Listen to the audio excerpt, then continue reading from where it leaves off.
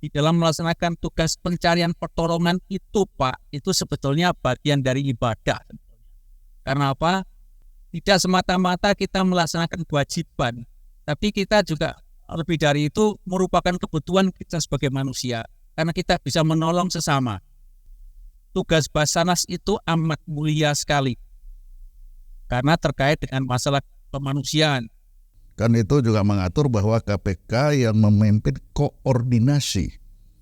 Nah, ketika berbicara koordinasi kan kena di sini juga. Sama. Dia mengkoordinasikan mulai dari penyelidikan, penyidikan, pemberkasan, gelar perkara, itu harus dikoordinasikan. Jadi kalau judulnya koordinasi tentunya tidak sendiri. Kasus yang ada itu kan adalah penetapan tersangka sendiri yang dilaksanakan oleh KPK. Ini kan tidak dijalankan. Tidak dijalankan oleh KPK. Jadi KPK tidak menghormati pasal 42-nya mereka sendiri. Bukan sebenarnya tidak menghormati TNI ya. Bukan tidak menghormati TNI, tidak menghormati diri sendiri. Jadi tidak menghormati hukum. Tidak menghargai, tidak dan patuh yang sama mengikat hukum. dia. Jangan lupa TNI itu sangat patuh kepada aturan. Sudah mati pun di lapangan di Makam Pahlawan masih baris, Pak. Beberapa waktu yang lalu kita tahu ada jenderal polisi yang ditetapkan tersangka. Ya, tapi jenderal polisi itu nggak datang, nggak berkunjung ke KPK. Kita berkunjung tanda petik lah, berkunjung ke KPK. Dia lakukan pra peradilan. Harusnya menurut Abang, menurut Pak Ponto ini harusnya konsisten dong KPK ya. Kalau memang lembaga pra peradilan tetap lakukan lembaga pra peradilan walaupun panjang tadi. Kalau mau minta maaf, minta maaf. Nah sekarang kelihatan KPK aja pas saat ke tentara, ya siap minta maaf. Pas saat polisi, ya lembaga pra peradilan.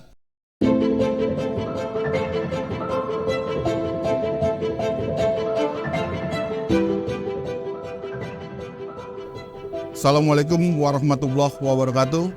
Salam sejahtera, salam Serambi Adi Warman. Dengan saya Adi Warman dalam program Serambi Adi Warman. Serambi Adi Warman merupakan program edukasi hukum yang akan membahas tentang permasalahan keadilan yang hangat terjadi di kalangan masyarakat. Program official Adi Warman ini juga melakukan penelusuran hukum serta mengemasnya dalam bentuk karya jurnalistik, bertujuan untuk memberikan pemahaman hukum sesuai dengan undang-undang yang berlaku di Indonesia. Dalam tema kali ini, Serambi Adi Warman akan membahas memalukan, tanda tanya dan tanda seru KPK minta maaf ke TNI dalam penetapan tersangka korupsi Basarnas. Baiklah, sebelum acara kita mulai, mari simak tayangan berikut ini. KPK menetapkan Kepala Basarnas Marsikal Madya TNI Henry Alfiandi sebagai tersangka dalam kasus suap pengadaan proyek alat deteksi korban reruntuhan. Wakil Ketua KPK Alexander Marwata menyampaikan kasus ini terungkap setelah operasi tangkap tangan pada Selasa di Jakarta Timur dan juga Bekasi. Berdasarkan laporan masyarakat, MR menyerahkan sejumlah uang dalam bentuk tunai kepada ABC di Cilangkap, Jakarta Timur. Dari informasi dan data yang diperoleh tim KPK, diduga HA bersama dan melalui ABC mendapatkan nilai suap dari beberapa proyek di Basarnas tahun 2021 hingga 2023 sejumlah sekitar 88,3 miliar dari berbagai vendor pemenang proyek, dan hal ini akan didalami lebih lanjut oleh tim gabungan penyidik KPK bersama dengan tim penyidik Puspom Mabes TNI. Komandan Puspom TNI Marsikal Muda Agung Handoko menyebut KPK menyalahi aturan. Menurut Agung, seharusnya KPK berkoordinasi terlebih dahulu dengan TNI sebelum menetapkan tersangka. Ya makanya ditangkap. KPK bisa mencermati itu bahwa semua yang melanggar aturan dan merugikan keuangan negara itu korupsi, gitu ya. Di sini ada kekeliruan, kehilafan dari tim kami yang melakukan penangkapan. Oleh karena itu kami dalam rapat tadi sudah menyampaikan pada teman-teman TNI, kiranya dapat disampaikan kepada Panglima TNI dan jajaran TNI atas kehilafan ini kami mohon dapat dimaafkan. Mungkin tadi belum waktunya langsung dijelaskan semuanya, karena itu konferensi pers bersama. Ke depan harus disebutkan status beliau ini apa. Apakah kemudian dianulir status tersangkanya atau diserahkan? Kalau diserahkan, ya tidak perlu ada konferensi pers bersama seperti itu. Nah, kalau kemudian dianulir status tersangkanya, dasar hukum yang dipakai seperti apa? Ini kan kemudian jadi liar.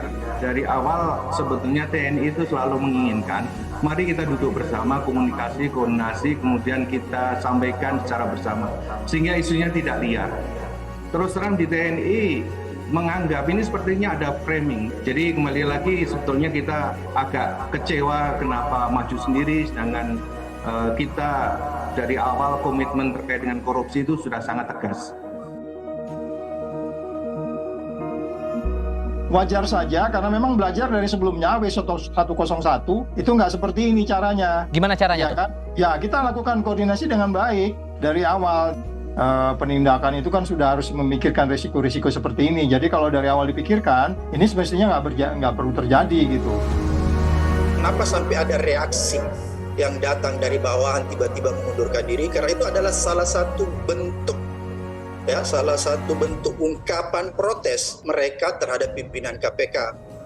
Adanya kekeliruan ini disebabkan bukan saja oleh bawahan ya, tapi ini juga disebabkan oleh pimpinan KPK. Oleh karena itu yang saya sesalkan karena seolah-olah pimpinan KPK tidak bertanggung jawab. Seolah-olah kesalahan ini, kekeliruan ini berasal dari penyelidikan, tim penyidik. Ini yang menurut saya sama sekali memalukan ya, dan tindakan dungu.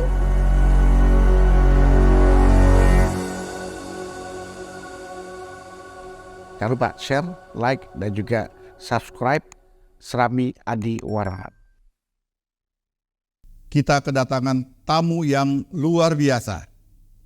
Tamu kita yang sangat istimewa, yaitu 2 orang jenderal TNI yang pada saat ini masih terus aktif mengabdi kepada nusa dan bangsanya. Ada di ujung sana secara virtual Bapak Marsikal Madya Daryatmo. Beliau adalah Kepala Basarnas periode 2011-2012. Nanti kita akan bertanya lebih lanjut. Assalamualaikum Pak Daryatmo, selamat sore. Assalamualaikum wabarakatuh, Bapak Adi Warman, Purwonto, dan semuanya, selamat sore. Selamat sore, terima kasih Pak Daryatmo yang berkenan hadir secara virtual dalam episode kali ini. Selanjutnya saya sapa Pak Laksamana Muda Purnawirawan Sulaiman B. Pontoh. Beliau adalah Kepala BAIS TNI pada periode 2011-2013. Bagaimana kabarnya Pak Pontoh? Baik sekali. Baik. Beliau sampai sekarang masih aktif bersama-sama saya di Dewan Pertimbangan Presiden. Yang tadi pun kita masih rapat ya.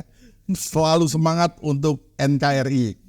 Oke, untuk awalnya saya ingin bertanya terlebih dahulu, izin Pak kepada Pak Daryatmo. Ya. Pak Daryatmo, saya mau tanya Pak Darya, Basarnas itu pembentukannya seperti apa, tugasnya seperti apa, apakah itu lembaga militer atau lembaga sipil, kok sekarang tiba-tiba rame seperti ini gitu loh. Mohon Pak Daryatmo monggo dijelaskan agar sahabat Serambi Adi Warman itu paham apa sih Basarnas. Tadi saya tanya di luar Pak Dar, Basarnas kepanjangan apa? Orang nggak ngerti. Ya, mohon Pak Dar, monggo silakan. Ya, terima kasih Pak Adi Warman.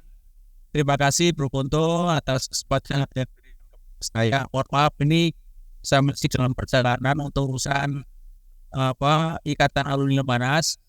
Baik, sebelum saya merespon apa yang ditanyakan Pak Adi Warman, barangkali saya izinkan untuk menyampaikan keprihatinan saya.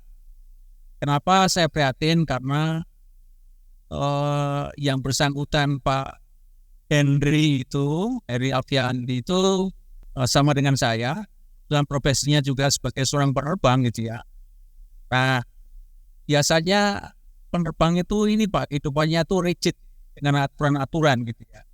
Tetapi bukan berarti saya menjustifikasi Mas Henry ini tidak taat kepada aturan, karena saya sendiri kan belum tahu bagaimana sesungguhnya apa yang terjadi kan. Kemudian perhatian kedua Pak Adi Warman ini sesuai dengan apa yang Bapak tanyakan itu. Tugas Basarnas itu amat mulia sekali karena terkait dengan masalah kemanusiaan. Secara konkret bahwa tugas Basarnas itu memberikan layanan search and rescue, memberikan pertolongan kepada masyarakat yang celaka akibat kecelakaan transportasi, kemudian juga terkena bencana. Bencana itu baik itu bencana alam juga maupun bencana non alam.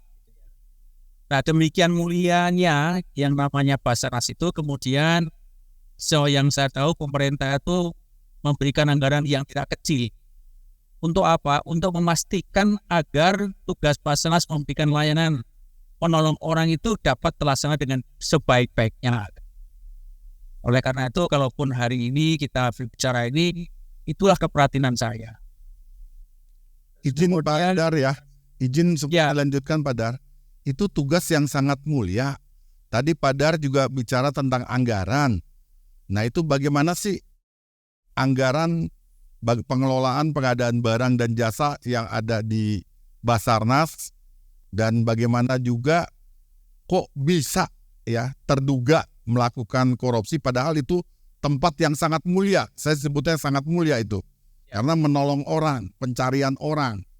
Kok tega-teganya kalau betul ya, ini kita masih ajas praduga tak bersalah. Kalau betul kok tega? Mohon penjelasannya, monggo Pak Dar. Jadi saya tidak akan menjustifikasi salah atau tidak, tetapi saya ingin mencoba untuk memberikan gambaran pengadaan di lingkungan kementerian lembaga. Saya kira kita semuanya tahu kok. Pengadaan di kementerian lembaga itu sudah diatur dengan aturan yang sangat ketat. Dulu zaman saya itu aturan pengadaan itu belum elektronik seperti sekarang. Sekarang itu sudah ada namanya pengadaan secara elektronik. Elektronik ya. Untuk apa? Untuk menghindari deal-deal antara penyedia jasa dengan pihak-pihak yang kementerian lembaganya gitu kan. Saya ingin sampaikan dulu itu kalau kita mau mengadakan barang dan jasa itu kan mesti didahului dulu perencanaan. Perencanaan itu dalam jangka panjang maupun perencanaan jangka pendek. Jangka pendek itu biasanya kemudian setahun gitu yang dituangkan di dalam program kerja. Tapi kalau kemudian kira-kira barang dan jasanya itu tidak selesai dalam 1 tahun anggaran, maka kemudian ada multi-years kan gitu. Nah, kemudian untuk pengadaan ini sudah diorganize demikian rupa dulu ya. Katakanlah saya sebagai ketua Basarnas, kepala Basarnas itu bertindak sebagai pengguna anggaran. Kemudian kami menunjuk kepada pejabat yang kita percaya sebagai kuasa pengguna anggaran. Lalu setelah ada kuasa pengguna anggaran, ada namanya pejabat pembuat komitmen Pak Adi. Iya betul. Yang bertanggung jawab atas pelaksanaan pengadaan barang dan jasa. Lalu juga ada namanya kelompok kerja pengadaan yang tugasnya itu adalah membahas atau memberikan kepastian kepada kita terkait dengan spesifikasi teknik apa yang kira-kira akan diperlukan. Jadi Pak Adi Warman, aturan itu sebetulnya sudah cukup lengkap, apalagi sekarang ini. Tapi perlu dipahami juga bahwa sehebat apapun, selengkap apapun aturan itu kan kembali kepada manusia nih. Ini mau tanya lagi Pak Dar ya. Pak Daryatmo dulu pada saat menjabat kepala Basarnas itu pengadaan barang dan jasa dilakukan secara manual, memiliki ruang-ruang untuk korupsi tanda petik. Nah, kalau sekarang kan sudah elektronik, agak lebih kecil, tetapi ternyata ada dilakukan oleh oknum yang di OTT ini. Pertanyaan saya, pada saat Pak Daryatmo itu menjabat, ada proyek apa sih, besar sebesar apa yang dilakukan pengadaannya? Monggo silakan Pak. Saat perencanaan itu ada rencana pengadaan helikopter Pak. Helikopter yang sekarang sudah dipakai Tapi selanjutnya untuk pengadaan atau tahap berikutnya pengadaan itu ditangani oleh pejabat berikutnya. Izin Pak, nilainya berapa pengadaan helikopter Pak? Insya Allah semuanya. Pengadaannya berapa Pak? 2 helikopter Pak. Berapa nilainya Pak? 2 helikopter. 2 helikopter. Saya lupa Pak, saya tidak bisa menyampaikan, lupa betul saya. Lupa ya. Tapi yang jelas nilainya besar ya. Tetapi izin Pak, mohon maaf Pak. Ya, Bapak bintang 3 dulu pernah menjadi Kepala Basarnas, terus Kasum TNI. Izin Pak, saya pernah ke rumah Bapak, tapi kok rumahnya tidak mencerminkan itu loh Pak. Sederhana sekali, gimana ceritanya ini Pak? Mohon penjelasannya Pak. Ya, saya jujur aja Pak, saya ke rumah Bapak bingung. Bintang 3 Kasum TNI, Kepala Basarnas, kok rumahnya biasa-biasa aja. Ini gimana ceritanya Pak? Mohon penjelasan, mungkin kalau saya datang ke sekarang nih, ke Basarnasnya sekarang, mungkin rumahnya luar biasa kali Pak. Mohon Pak, bisa dikasih tip bagaimana Pak? Filosofi hidup saya itu, bagaimana kita bisa menjalani hidup itu dengan bahagia Pak. Bahagia itu tidak harus menjadi kaya. Pak Adi, ingin saya sampaikan, kalau pejabat negara itu ingin menjadi kaya, saya yakin dia akan korupsi. Dan sampai sekarang ya, bagaimana Pak Adi ke rumah saya, tapi kan saya enjoy, saya hidup berbahagia dengan istri anak saya dengan percaya dirinya. Kenapa? Karena apa yang saya perlu itu semuanya, ya saya anggap lah ya, mohon maaf, saya anggap baik-baik saja, halal gitu ya. Saya kira tidak ada yang melebihi kebahagiaan saya.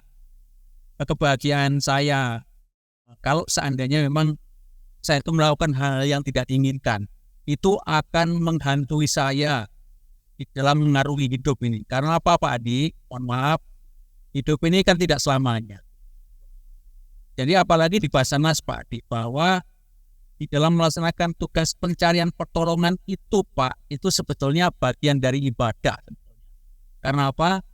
Tidak semata-mata kita melaksanakan kewajiban, tapi kita juga lebih dari itu merupakan kebutuhan kita sebagai manusia, karena kita bisa menolong sesama.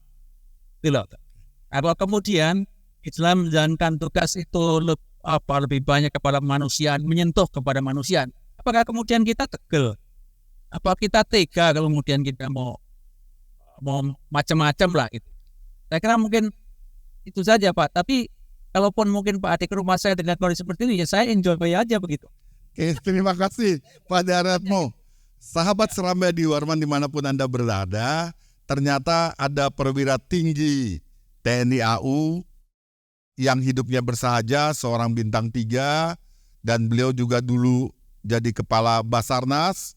Ternyata dari Angkatan Udara juga, sama dengan yang sekarang dituduhkan Pak Ponto ya. Nah ini luar biasa, hidup bersahaja dan ternyata lurus dan lebih nyaman dengan motonya yang sangat luar biasa dalam hidup ini. Selanjutnya, sahabat Serambi Adi Warman, sekarang saya giliran untuk bertanya kepada Pak Ponto nih. Beliau itu ya pernah Kepala Bais ya, dan yang lebih saya agak-agak kikuk karena beliau sahabat saya juga di One Team Press, jadi dan backgroundnya juga hukum ya. Nah karena ini background hukum, maka saya akan bertanya terkait dengan masalah-masalah hukum yang dugaan tindak pidana korupsi tadi. Yang pertama saya ingin bertanya tentang pasal-pasal yang menganut tentang koneksitas. Di dalam KUHP, Kitab Undang-Undang Hukum Acara Pidana, ada pasal 89 sampai 94 ya, terkait dengan koneksitas. Nah, dikatakan dalam pasal 89 ya, bisa kita lihat tindak pidana yang dilakukan bersama-sama oleh mereka yang termasuk di lingkungan peradilan umum dan peradilan militer diperiksa diadili oleh pengadilan dalam lingkungan peradilan umum, terkecuali jika menurut keputusan Menteri Pertahanan dan Keamanan dengan persetujuan Menteri Kehakiman, perkara itu harus diperiksa dan diadili di pengadilan dalam lingkungan peradilan militer. penyidikan perkara pidana sebagaimana dimaksud dalam ayat 1 ya dilaksanakan oleh suatu tim. Timnya tim tetap yang terdiri dari penyidik sebagaimana dimaksud dalam pasal 6 dan polisi militer. Ya jelas sekali itu. Polisi militer Angkatan Bersenjata Republik Indonesia dan auditor. Jadi auditor militer juga atau auditor militer tinggi sesuai dengan wewenang mereka masing-masing menurut hukum yang berlaku dalam penyidikan perkara pidana. Itu tadi ayat 2-nya. Ayat 3-nya masih ada, 89. Tim sebagaimana dimaksud dalam ayat 2 dibentuk dengan surat keputusan bersama Menteri Pertahanan dan Keamanan dan Menteri Kehakiman. Nah, dalam pasal 89 sudah diterangkan sedemikian rupa. Nah, bagaimana tanggapan dari Pak Ponto terkait dengan kenyataan yang ada di KPK? Silakan. Ya, gini Pak. Jadi sekarang ini kan KUHP ya Pak ya. Kita tarik ke KPK. Ya, KPK pasal 42 Undang-Undang 30 2009 kan itu juga mengatur bahwa KPK yang memimpin koordinasi.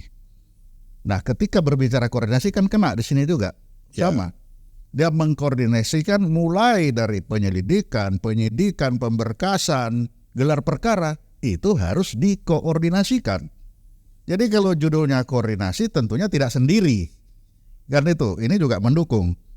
Nah, dari sini kita bisa lihat bahwa kasus yang ada itu kan adalah penetapan tersangka sendiri yang dilaksanakan oleh KPK.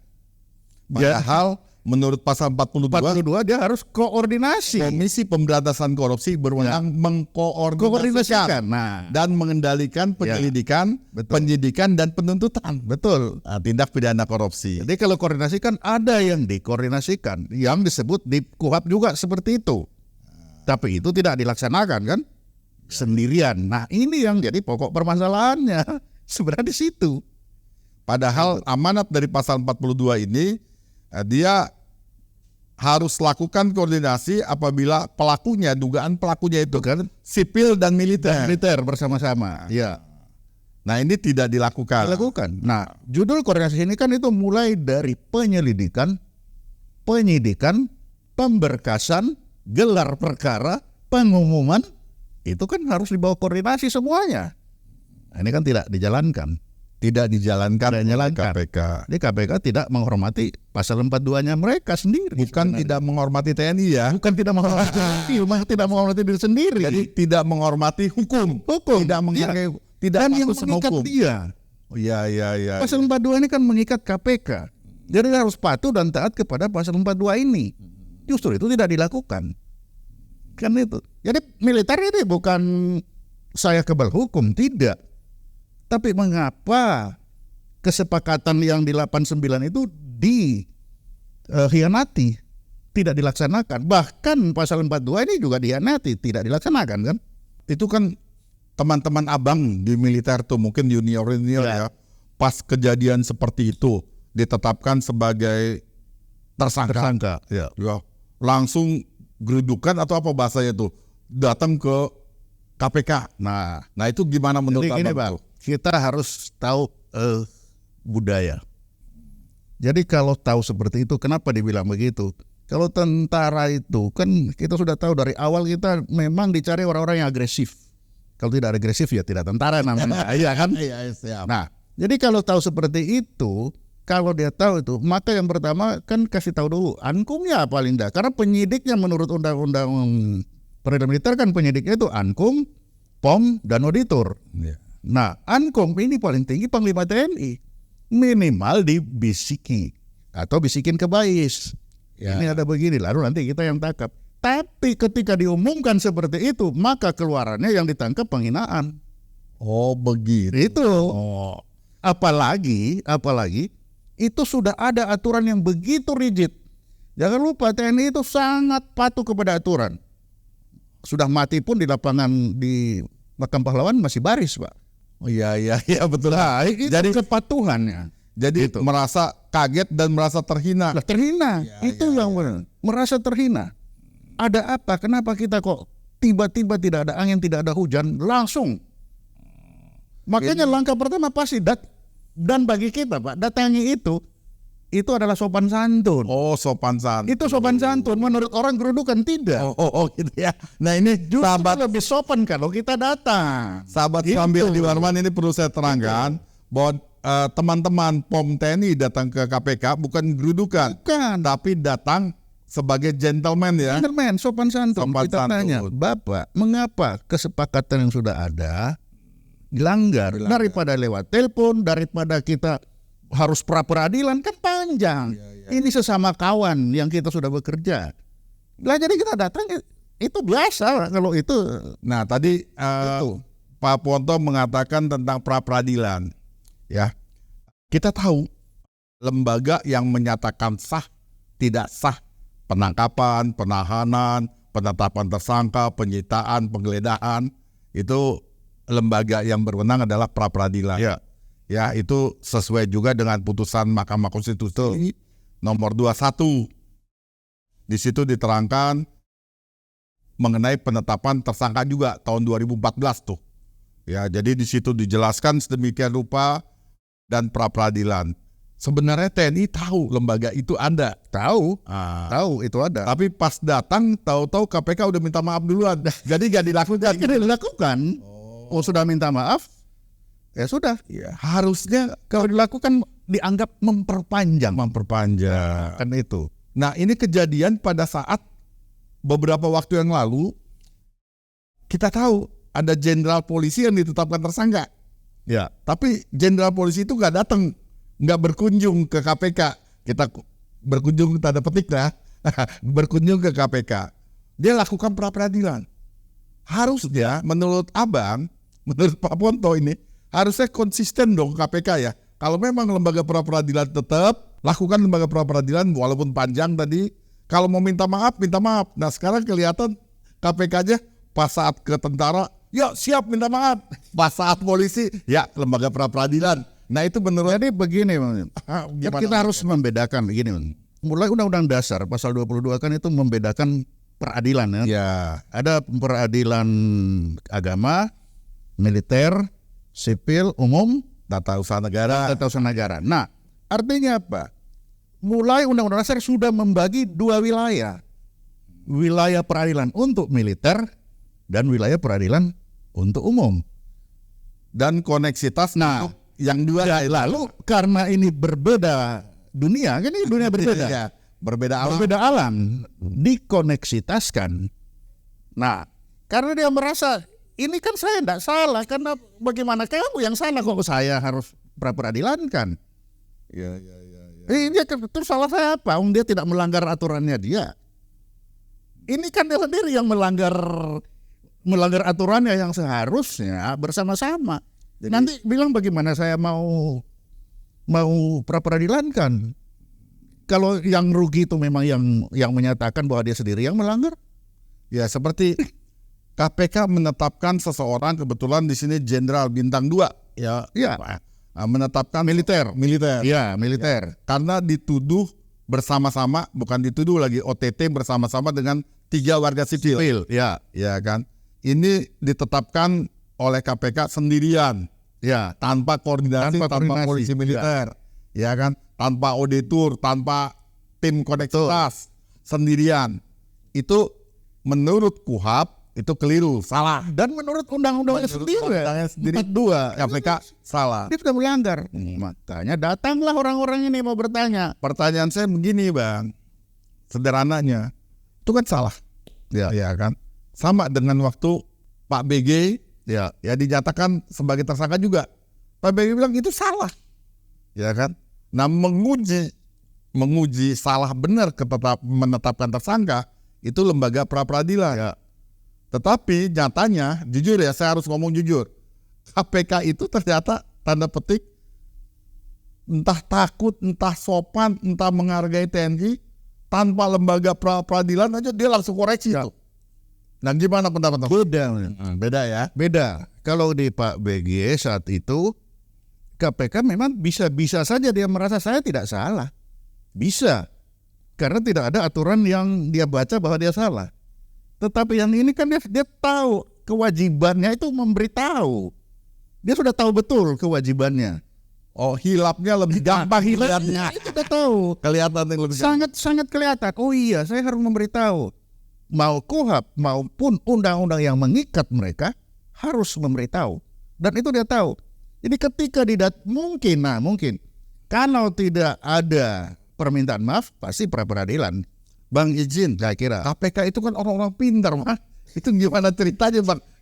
Ya, itu yang membuat kita bagaimana orang pintar ini kok tidak membaca sedemikian detail. Ini hal yang sangat penting. Kok tidak dibaca? Kan itu. Dan itu dengan militer bukan pertama kali. Kasus Bakamla sama. Kan sudah tertangkap tangan juga. Sama.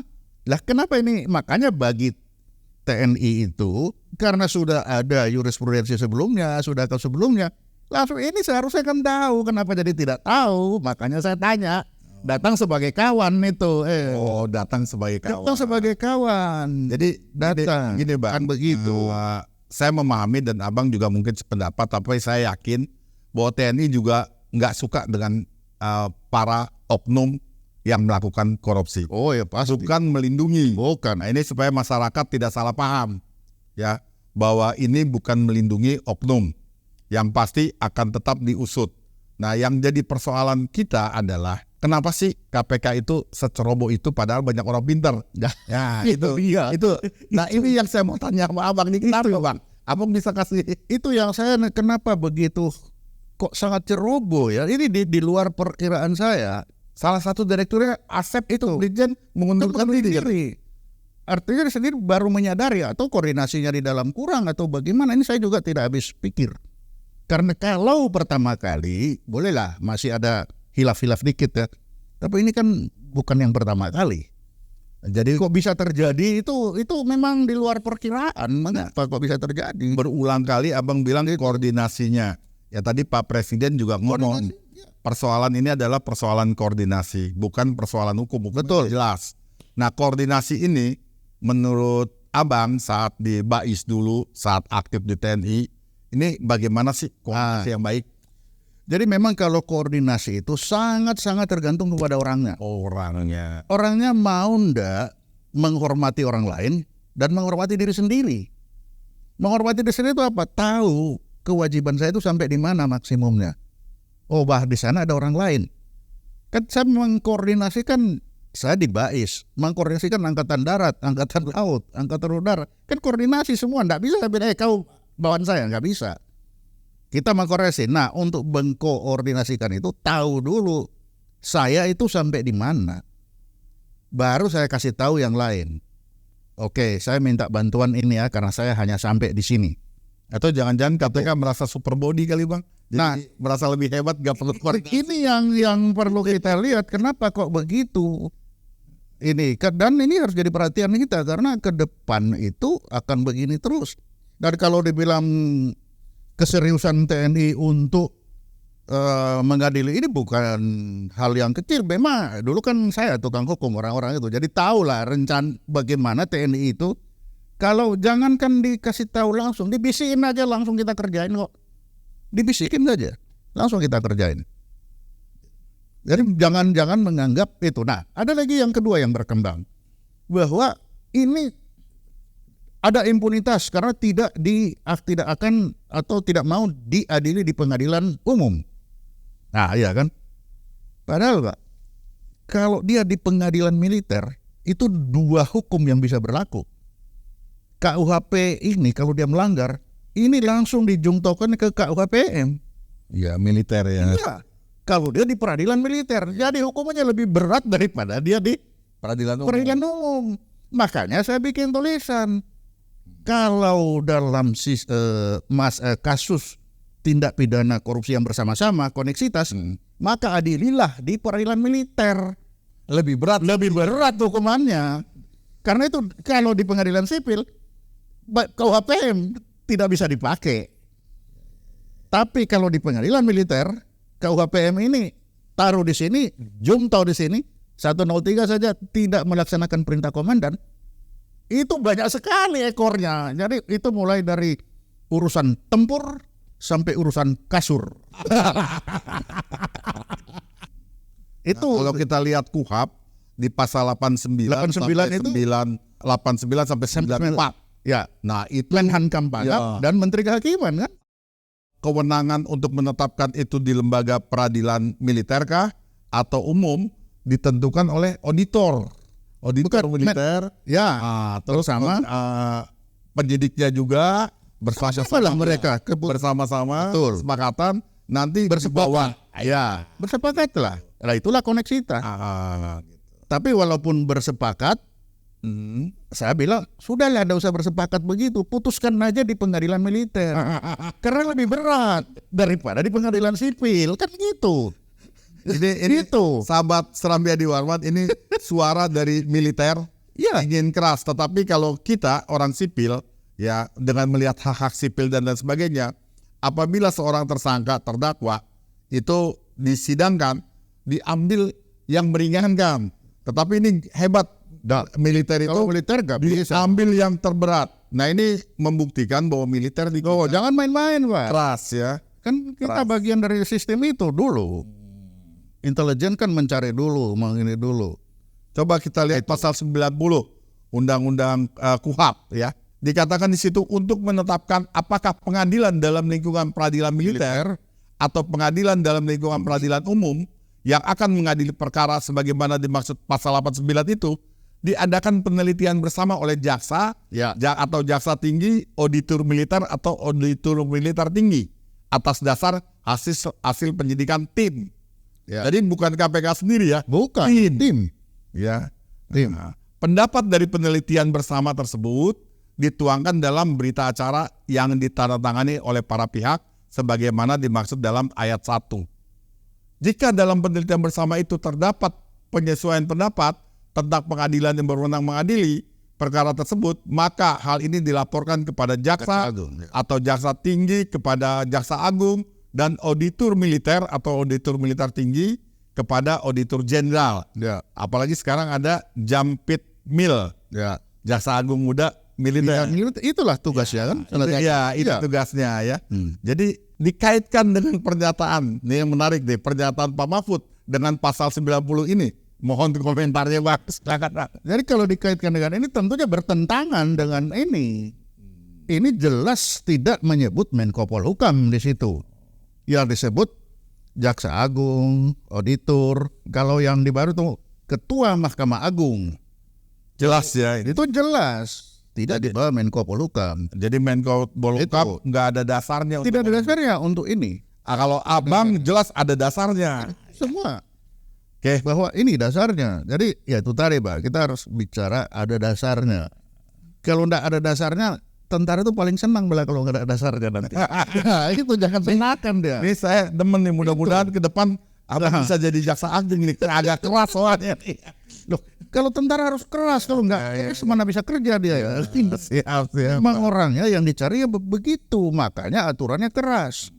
Jadi kalau saya dengar ada, tentara ini impunitas, tentara ini tidak mau di pengadilan sipil, harusnya di sipil dia. Lah rugi kalau tentara, makanya senang-senang aja, padahal itu rugi. Kita itu menghendaki supaya apa? Kita mendapatkan tentara yang betul-betul murni, yang betul-betul sesuai dengan aturan. Ini kalau itu ditaruh aja di situ, 2 undang-undang sekali bisa dipakai, kan undang-undang. KUHP, KUHPM dua-duanya bisa di situ, Pak. Jadi hukumannya bisa berat, bisa maksimal ya. Iya. Bisa memberikan efek jerah. Dan yang jelas ada kalanya bagi kita, Pak. Kalau sudah begitu, ini bagaimana dia supaya keluar, dipecat. Tidak mungkin pengadilan umum memecat seorang perwira militer aktif, nggak mungkin. Jadi untuk memecat itu harus ada di pengadilan militer. Nanti hakimnya militer, yang ada dari hakim dari luar dikasih pangkat tituler. Nah, kita itu tidak ada masalah. Bang, kita lihat pasal 91 KUHP, Bang. 91, 92, 94. Ya. Di situ kita lihat. Nanti di lingkungan mana dilihat dalam pasal ini, bila dinyatakan dalam ayat 1-nya, jika menurut pendapat sebagaimana dimaksud dalam pasal 90 ayat 1, titik berat kerugian ditimbulkan oleh tindak pidana tersebut terletak pada kepentingan umum, dan karenanya perkara pidana itu harus diadili oleh pengadilan dalam lingkungan peradilan umum. Maka perwira penyerah perkara, Paperka, itu segera mendapat surat keputusan penyerahan perkara yang diserahkan melalui auditor militer, Bang. Ya, atau auditor militer tinggi. Mungkin nih auditor militer tinggi ya, karena jenderal ya, kepada penuntut umum yang dijadikan dasar pengajuan perkara tersebut kepada pengadilan negeri yang berwenang. Ini dilihat nanti kerugiannya di sipil atau di umum atau di militer. Nah, dalam pasal berikutnya, apabila menurut pendapat titik beratnya kerugian ditimbulkan tindak pidana tersebut terletak kepentingan militer, misalkan pengadaan senjata, pokok urusan militer, sehingga perkara tersebut harus diadili oleh pengadilan dalam lingkungan peradilan militer, maka pendapat sebagaimana dimaksud dalam pasal 90 ayat 3 dijadikan dasar bagi auditor jenderal Angkatan Bersenjata atau TNI mengusulkan kepada Menteri ya Pertahanan agar dengan persetujuan Menteri Hukum dan HAM sekarang diadili di peradilan lingkungan militer. Ya. Jadi bagaimana pendapat Abang tuh? Oke. Kalau saya menilai ini, Pak, ini pemilihan pengadilan berdasarkan untung rugi ini bertentangan dengan Undang-Undang Dasar. Karena Undang-Undang Dasar memilih peradilan itu berdasarkan status kan. Ini agama, ini sipil, ini militer, ini tun. Lalu sekarang suruh pilih dua ini, loh kok berdasarkan untung rugi. Nah kalau untung rugi diambil umum, ya militer itu kena semuanya, mau diapapun. Kita tidak bisa, oh kalau militer pengadilan militer, kalau sipil pengadilan tidak. Pelakunya siapa? Kan itu harusnya. Karena peradilan kita itu melihat pelaku bukan melihat untung rugi. Nah ini kalau saya keberatan dengan pasal ini. Nah ada jalan keluarnya, kan bisa pertimbangannya itu tidak harus mengikuti untung rugi kan. Di pasal ini tadi diterangkan bukan untung rugi, Bang. Kepentingan mana yang yang malah terganggu kan untung rugi sama aja. Kepentingan mana yang ini ya? Yang dirugikan. Kalau kepentingan militer dirugikan, maka di peradilan militer.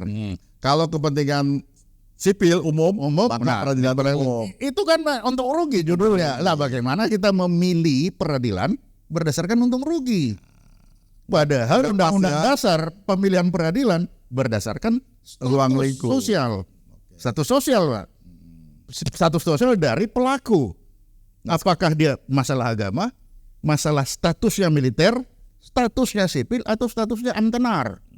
Ya kan berarti pasal ini bisa diuji material. Bisa diuji. Mahkamah. Tapi saya kira nggak usah diuji, langsung aja diputuskan oleh auditor kan bisa. Ya. Kita lihat pasal 92 supaya sahabat Serambi Adi Warman terang benderang kasus ini seperti apa. Kebetulan beliau adalah ahli hukum dan ahli strategi. Jadi tepat kita bincang-bincang dengan beliau. Apabila perkara diajukan kepada pengadilan negeri, nih apabila kasus yang ini dimaksud dalam pasal 91 ayat 1, maka berita acara pemeriksaan yang dibuat oleh tim, lagi-lagi tim nih, bukan KPK sendiri ya, bukan. Tim sebagaimana dimaksud 89 ayat 2, dibubuhi catatan oleh penuntut umum yang mengajukan perkara bahwa berita acara tersebut telah diambil alih olehnya. Ketentuan pasal ayat 2-nya, ketentuan sebagaimana dimaksud ayat 1 berlaku juga bagi auditor militer atau auditor militer tinggi apabila perkara tersebut akan diajukan ke pengadilan di lingkungan militer. Nah sekarang tentang hakimnya, jaksanya kita bisa lihat di dalam pasal berikutnya. Pasal 93, pasal 94. Kita lihat 93. Apabila dalam penelitian sebagaimana dimaksud dalam 90 ayat 1 terdapat perbedaan pendapat. Yang tadi Abang bilang itu ya bilang. Antara penuntut umum dan auditor militer atau auditor militer tinggi, mereka masing-masing melaporkan tentang perbedaan tersebut ya secara tertulis dengan disertai berkas perkara yang bersangkutan melalui Jaksa Agung ya kepada Jaksa Agung dibikin dan kepada Auditor Jenderal Angkatan Bersenjata Republik Indonesia. Jadi dibuat dua. Berikutnya Jaksa Agung dan Auditor Jenderal sekarang itu mungkin namanya Jampit Mil ya. Bermusyawarah. Jadi ada musyawarahnya. Ada musyawarah untuk mengambil keputusan guna mengakhiri perbedaan pendapat sebagaimana dimaksud dalam ayat 1. Ayat 3-nya, dalam hal terjadi perbedaan pendapat antara Jaksa Agung dan Auditor Jenderal Angkatan Bersenjata, pendapat Jaksa Agung yang menentukan. Ya. Ya, jelas ya. Sekarang Jelas, itu ya. auditor itu ada di jam Pikmil. Jaksa Agung Muda Militer. Pidana militer. Ya, makanya nanti pendapat Jaksa Agung. Coba kita lihat pasal 94 ya Bang, baru saya minta komentar. Dalam perkara pidana sebagaimana dimaksud dalam pasal 89 ayat 1 diadili oleh pengadilan dalam lingkungan peradilan umum atau lingkungan peradilan militer yang mengadili perkara tersebut adalah majelis hakim yang terdiri sekurang-kurangnya 3 orang hakim. Ya.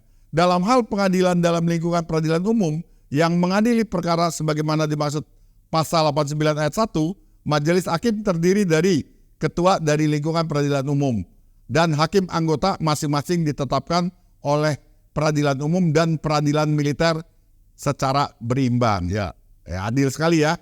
Ini di pasal ayat 3-nya. Dalam hal pengadilan dalam lingkungan peradilan militer yang mengadili perkara pidana tersebut, ya pasal 81 ayat 1, majelis hakim terdiri dari hakim ketua dari lingkungan militer dan hakim anggota berimbang ya dari militer dan dari ini. Ketentuan tersebut ya berlaku juga bagi pengadilan tingkat banding dan seterusnya. Bagaimana dan penjelasan Abang? Nah itu Pak, dan peradilan umum itu diberi pangkat militer tituler.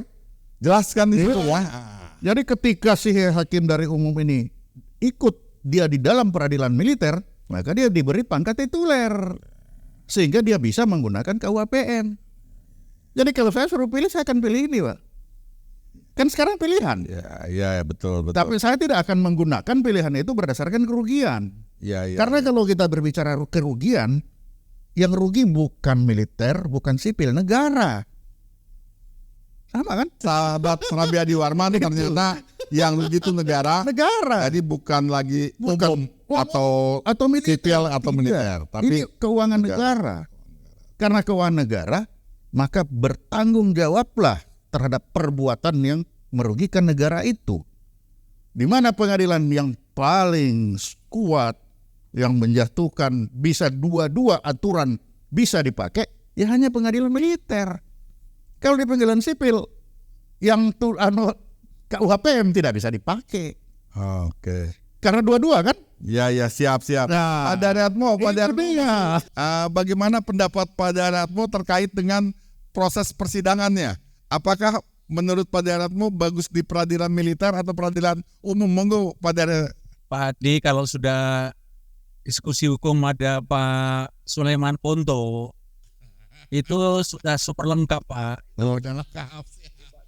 Pak Sulaiman Ponto itu di samping ahli hukum, juga ahli intelijen dan ahli strategi yang Pak disampaikan tadi itu.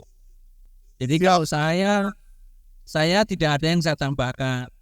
Yang saya ingin sampaikan, TNI itu melindungi atau mungkin prajuritnya kebal hukum Pak. Tapi yang dipersoalkan itu kan prosesnya aja. Ini sejauh yang saya pahami seperti itu. Karena proses itu menyangkut menyangkut harkat dan martabat. Siap. Kalau memang Bapak tidak ada komentar, mohon izin closing statementnya Pak. Ini penting sebagai pencerahan buat sahabat Serambi Adi Warman sekaligus nasihat Pak. Karena Bapak layak untuk memberikan nasihat kepada kita-kita yang ada di sini nih Pak. Monggo silakan Pak. Baik, buat saya begini,